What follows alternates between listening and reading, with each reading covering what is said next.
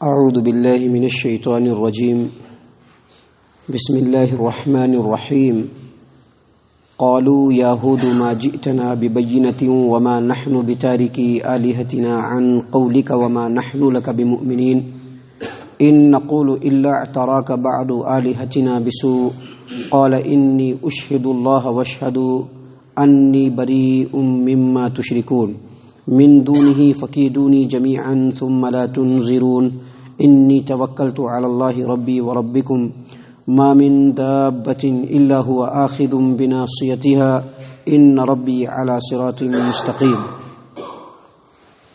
محترم سامعین کرام، سورہ ہود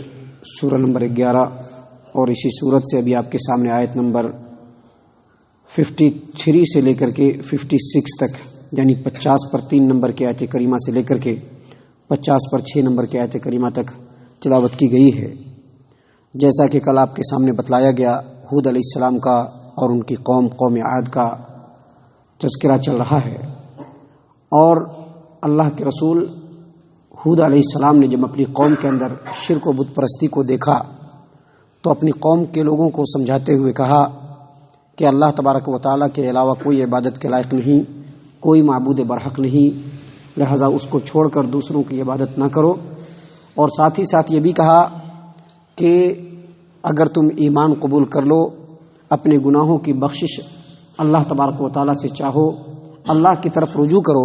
تو اللہ تبارک و تعالیٰ تمہاری پریشانیوں کو حل کر دے گا۔ تمہارے استغفار کی وجہ سے، توبہ کی وجہ سے اللہ تبارک و تعالیٰ تم کو تمہارے مال و اولاد میں برکت دے گا، تمہاری جو موجودہ قوت ہے اس میں اور زیادتی ہوگی، اللہ ہر اعتبار سے تم کو نواز دے گا۔ جب اس طرح سے ہود علیہ السلام نے اپنی قوم کو دعوت دیا تو ان کی قوم اس بات کو ماننے کے بجائے ان سے معجزہ طلب کرنا شروع کر دیا، حالانکہ اللہ تبارک و تعالیٰ کی یہ سنت رہی ہے، یہ دستور رہا ہے کہ جب بھی کسی نبی کو اس روئے زمین پر اللہ تبارک و تعالیٰ نے بھیجا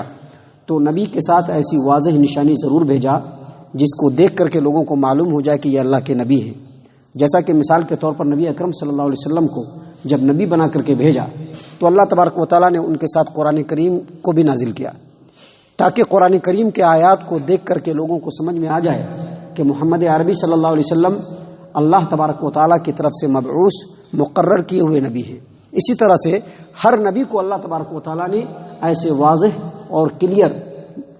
چیزیں دی ہے، لیکن اس کے باوجود ان کی قوم کے لوگ یا کسی بھی قوم کے لوگ،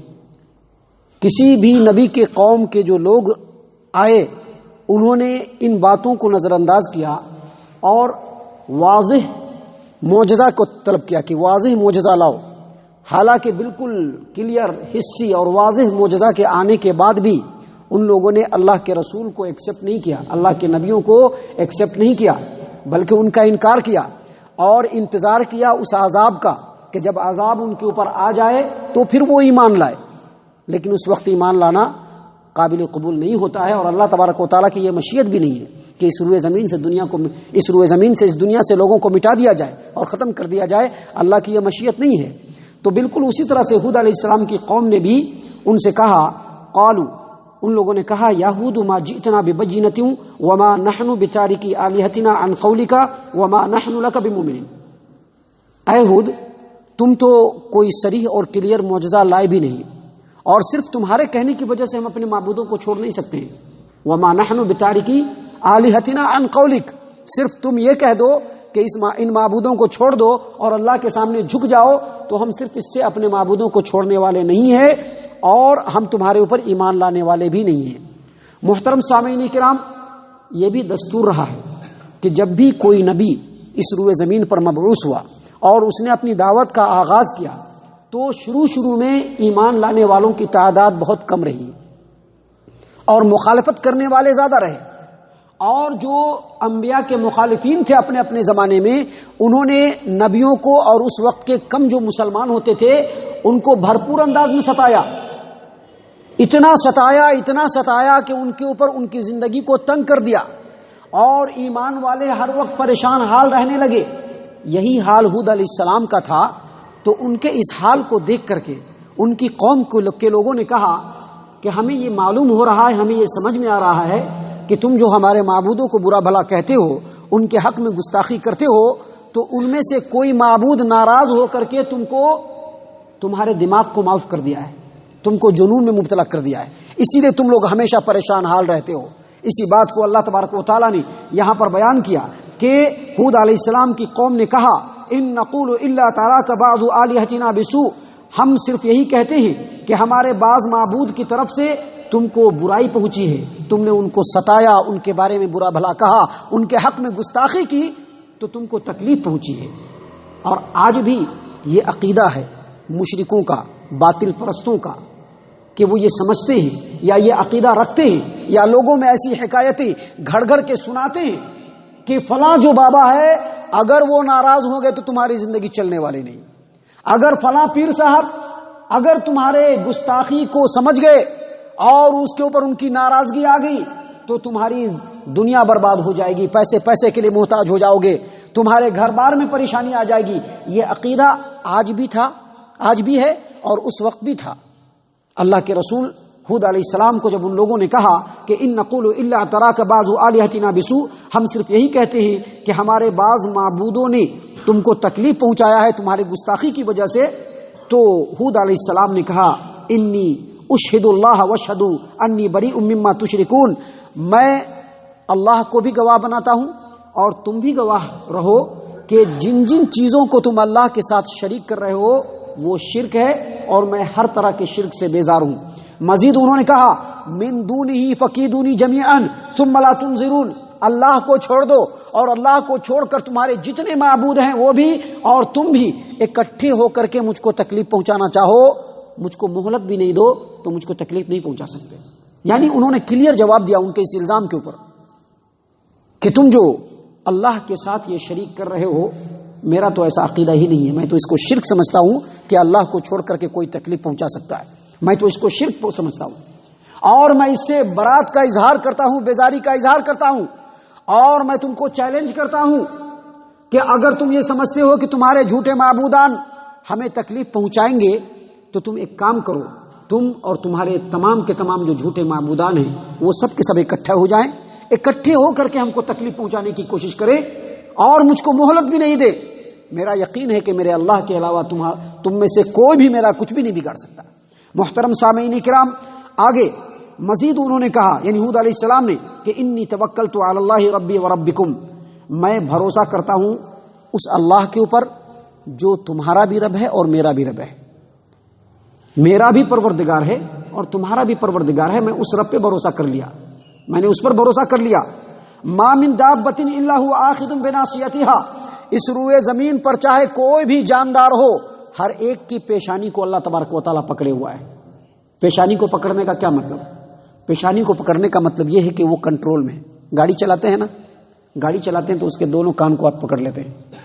جب پکڑتے ہیں تو گاڑی کنٹرول میں رہتا ہے۔ اللہ تبارک و تعالیٰ کے بارے میں ہود علیہ السلام فرما رہے ہیں کہ اس روئے زمین پر چاہے کوئی بھی جاندار ہو، ہر ایک کی پیشانی کو اللہ تبارک و تعالیٰ پکڑے ہوا ہے۔ اس کا مطلب یہ کہ اس کا ہر فعل، اس کی ہر ایکٹیویٹی، ہر نقل و حرکت اللہ تبارک و تعالیٰ کے تصرف، اللہ تبارک و تعالیٰ کے قبضے، اللہ تبارک و تعالیٰ کے اختیار میں ہے۔ اللہ تبارک و تعالیٰ ہر وقت ہر ایک کی ایکٹیویٹی پر نگاہ رکھے ہوا ہے، جب چاہے اللہ تبارک و تعالیٰ اپنی مخلوقات میں سے کسی کو سزا بھی دے سکتا ہے اور اس کو موت سے دوچار بھی کر سکتا ہے۔ ان ہوا الا آخذ بناصیتها، رب العالمین کی تو ذات وہ ہے کہ جس کے کنٹرول میں اس روئے زمین کی ہر جاندار ہے، بلکہ ہر چیز ہے۔ اور اس کے بعد مزید انہوں نے کہا کہ ان ربی علی صراط مستقیم، اور بے شک میرا رب صراط مستقیم پر ہے۔ غور فرمائیے گا، ہم لوگ کیا کہتے ہیں؟ اہدنا الصراط المستقیم، اللہ تبارک و تعالیٰ تو ہم کو سیدھی راستے پر، سیدھی راہ پر چلا۔ مخلوقات خاص طور سے انسان سیدھی راہ پر چلے، یہ اللہ تبارک و تعالیٰ نے ہم لوگوں کو سکھلایا ہے۔ لیکن رب صراط مستقیم پر، اس کا کیا مطلب؟ ان ربی علی صراط مستقیم، بے شک میرا پروردگار صراط مستقیم پر ہے۔ اس کا مطلب یہ کہ میرا پروردگار بے پناہ تصرف اور اختیار رکھتا ہے، جب چاہتا ہے، جب چاہے، جس کو چاہے سزا دے دے، جس کو چاہے موت سے ہمکنار کر دے۔ اتنا تصرف ہونے کے باوجود میرا رب کسی کے اوپر ظلم کرنے والا نہیں۔ بسا اوقات میرا رب بندوں میں سے بہت سارے لوگوں کے گناہوں کو معاف کر دیتا ہے، ان کی خطاؤں سے درگزر کر دیتا ہے۔ ہمارا رب جو ہے وہ بالکل سیدھی راہ پر ہے، اور اس کا دوسرا مطلب یہ ہے کہ جو بندہ اللہ تبارک و تعالیٰ کی مان کر اللہ تبارک و تعالیٰ کے صراط مستقیم پر گامزن ہوتا ہے، رب العالمین ہمیشہ اس کے ساتھ رہتا ہے، اس کی نگہبانی کرتا رہتا ہے، اس کی حفاظت فرماتا رہتا ہے۔ میں رب کی طرف سے صراط مستقیم پر ہوں، لہذا میرا رب بھی میرے ساتھ ہے۔ یہی کہنا تھا ہود علیہ السلام کا۔ آگے اور بھی بہت ساری باتیں ہیں جس کو ہود علیہ السلام نے بیان فرمائے ہیں، اور ان کی قوم اور ہود علیہ السلام کے درمیان بہت سارے مکالمات اور ڈائلاگ بھی ہوئے ہیں، جس کا تذکرہ انشاءاللہ کل اور کل کے بعد کے دروس میں آپ کے سامنے پیش کیا جائے گا۔ یہاں پر ہم صرف یہی کہنا چاہتے ہیں کہ اللہ تبارک و تعالیٰ کے جتنے بھی انبیاء تھے سب صراط مستقیم پر اللہ تبارک و تعالیٰ کی طرف سے سچی ہدایت پر تھے۔ ہم جس نبی کی امت میں سے ہیں وہ امام الانبیاء افضل المرسلین ہیں، اور یقینی طور پر ان کی اطاعت و فرما برداری اور ان کے بتائے ہوئے طریقے پر چلنا، یہ صراط مستقیم پر ہی چلنا ہے، اور اسی میں دنیا کی بھی کامیابی ہے اور آخرت کی بھی کامیابی ہے۔ لہذا تمام انبیاء کو اپنا نمونہ سمجھتے ہوئے نبی اکرم صلی اللہ علیہ وسلم کے طریقے پر چلنا ہر مسلمان کی ذمہ داری ہے، اور اسی میں اس کی نجات ہے۔ اللہ تبارک و تعالیٰ سے دعا ہے کہ اللہ تبارک و تعالیٰ ہم تمام کو ان باتوں پر غور و فکر اور تدبر کرنے کی توفیق عنایت فرمائے، ہم تمام کو صحیح معنوں میں مومن اور مسلمان بنائے، جنت الفردوس میں جگہ عطا فرمائے۔ اے اللہ ہم تمام کو جہنم سے پناہ دے، اے رب العالمین ہم تمام کو جہنم سے پناہ دے، اے مالک الملک ہم تمام کو جہنم سے پناہ دے، آمین یا رب العالمین۔ وما علینا الا البلاغ المبین۔